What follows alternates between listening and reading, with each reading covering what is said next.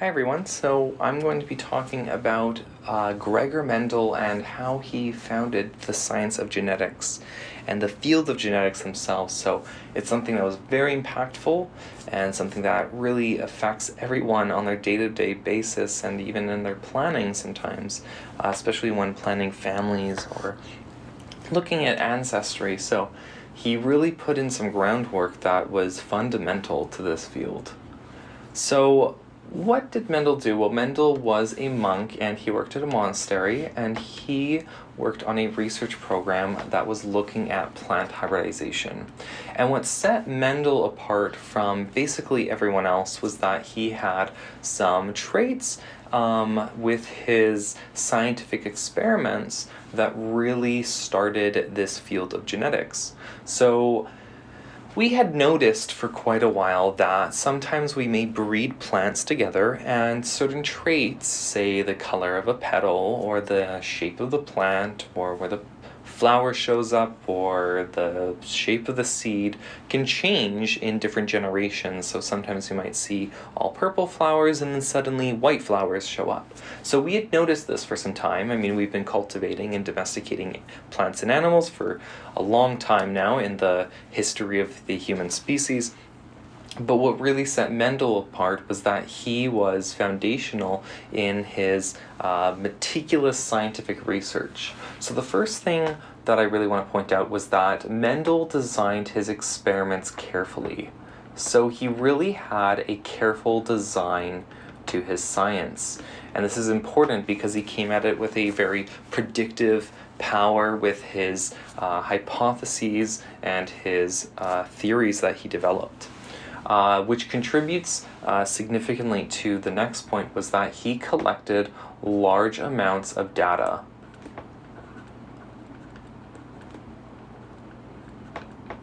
So having a very careful design contributes to his ability, or his, his goal of having large amounts of data, which is important for the next point, which is really what set Mendel apart from others, was that he used mathematics, math to analyze and predict his experiments and hypotheses. So large data sets significantly contribute to the ability of math analysis.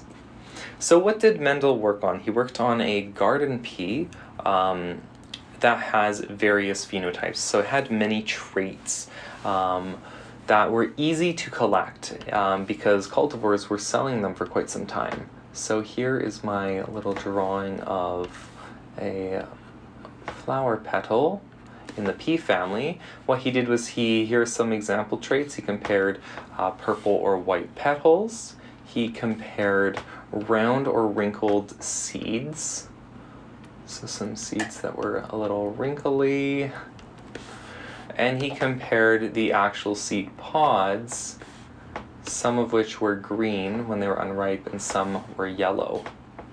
So he actually did these 3 plus 4 more traits in this garden pea variety, and he looked at how the traits were showing up and what happened over time when he bred specific traits together.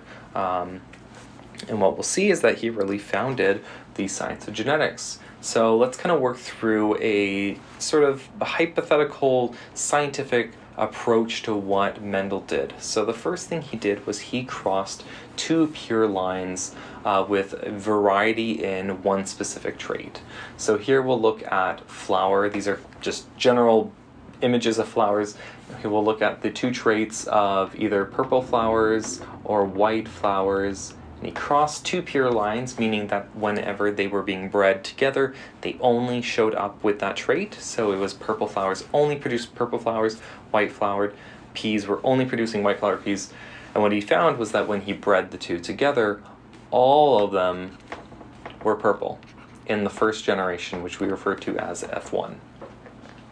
So what was really great about Mendel's work too was here's an example of his meticulousness, was he did what we call a reciprocal cross, where he crossed purple with white using both the male and female parts of the flower. So we have the pollen, which is the male part, and he bred both with crossing between using the anthers and breeding that to the stigma of the flower.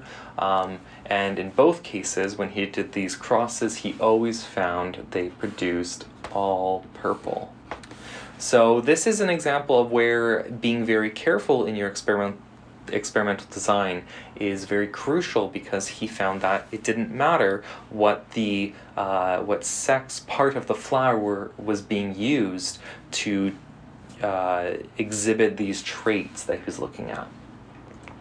Okay, so what was the next step? So he found that they were all purple, and what he did was he selfed. So what was great with his model organism here was that he used a plant where if you do not cross them together and you allow them to grow naturally, they will self-pollinate themselves, and then they will fertilize, produce seeds, and you can collect those seeds. So he selfed them, and then he counted the progenies, and this was kind of a very important part, was that he actually did the math of counting.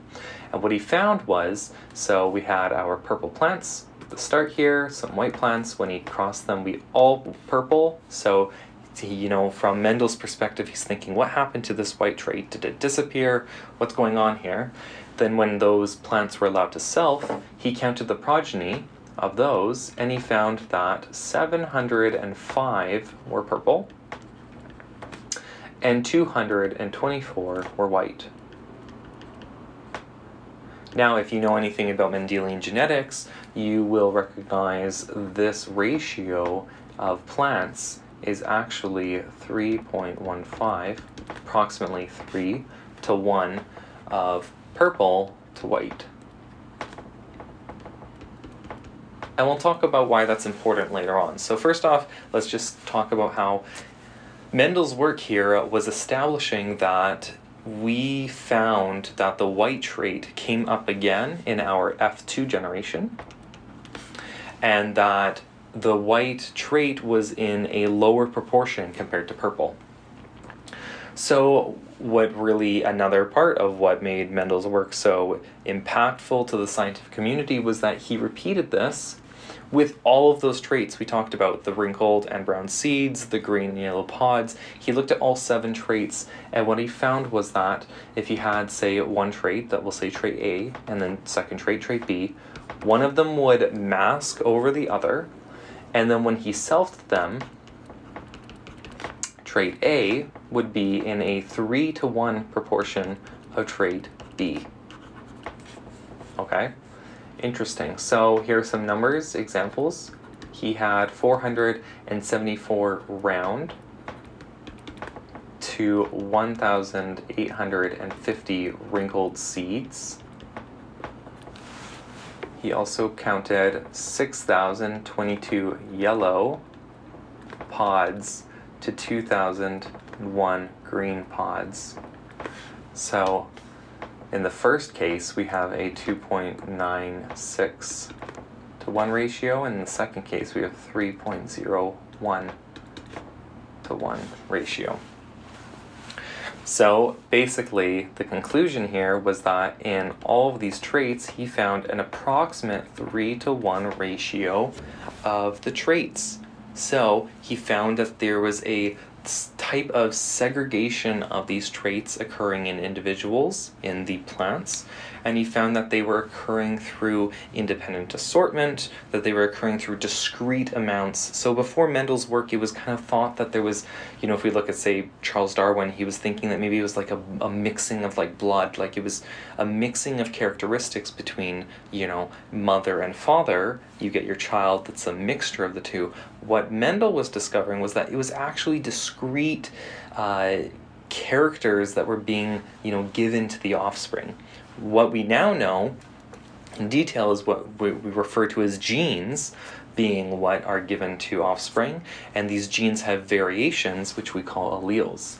So what else did Mendel discover? So if we look at the first experiment that we were talking about, we have our, 3/4 were purple, 1/4 were white for the petals. He decided to self these F2 generation, here. And he found that all of the, let's work bottom up, he found that all of the white here always ended up reading white. So this white here ended up being just like the parental white. So it was what we'd refer to as pure. Whereas of the purple up here, 2/3 were impure. So that means that 2/3 of them, when those bred, they ended up having that white trait pop up, and 1/3 were pure. So the 1/3 were just like the first parent, and the 2/3 were like the F1, where they had this white petals being masked in a way. And this is the dominance relationship that we understand of today, where we have a dominant trait over another trait that we'd refer to as recessive. And that's the allelic relationship between them. So, if we explain what Mendel discovered, was he found that if we were to break this down into their proportions overall, 1/4 ended up being this pure purple, 2/4 or 1/2 ended up being this impure, and then 1/4 ended up being pure white. So Mendel, what he also discovered was this 3-to-1 ratio actually is a breakdown of a 1-to-2-to-1 ratio, where we have pure purple, impure purple, and we have our pure white. Well, we now describe today, and you can look into my Punnett square to learn more about this. My Punnett square video is that the 1/4 are homozygous dominant, 1/4 are homozygous recessive, and 1/2 are heterozygous. And this white trait is what we would refer to as little a, and the purple trait is what I would refer to as the big A. So if we were to write this out, I would write big A is dominant over little a, big A meaning purple, little a meaning white.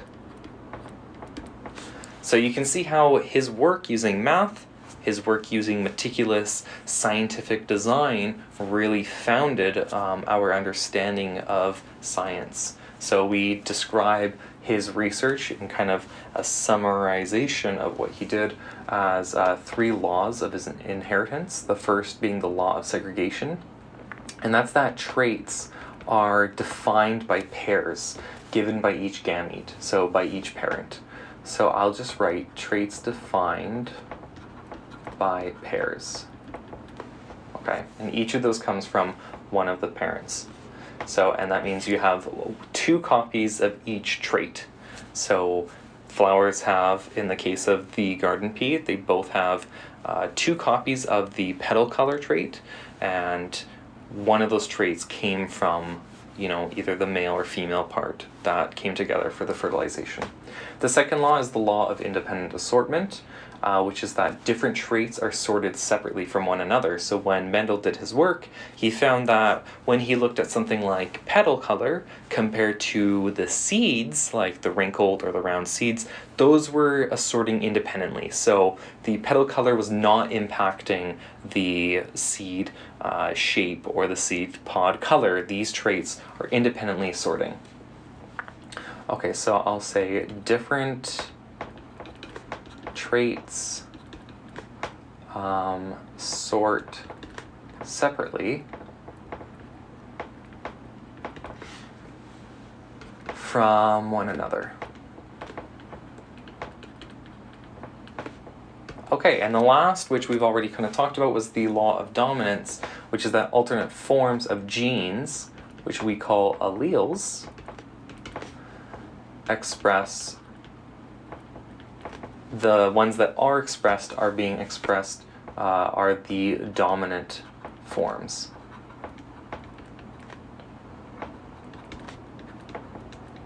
And it's this relationship between them, and we'll put, say in brackets, our example we had earlier. Okay, So I hope you understand how impactful Mendel's work was. Thank you for watching. Hopefully this helps you with your own scientific experiments and your own design of what, experiments in science should look like, and how they can be, something so simple can be so impactful to the field of science. Thank you. Bye.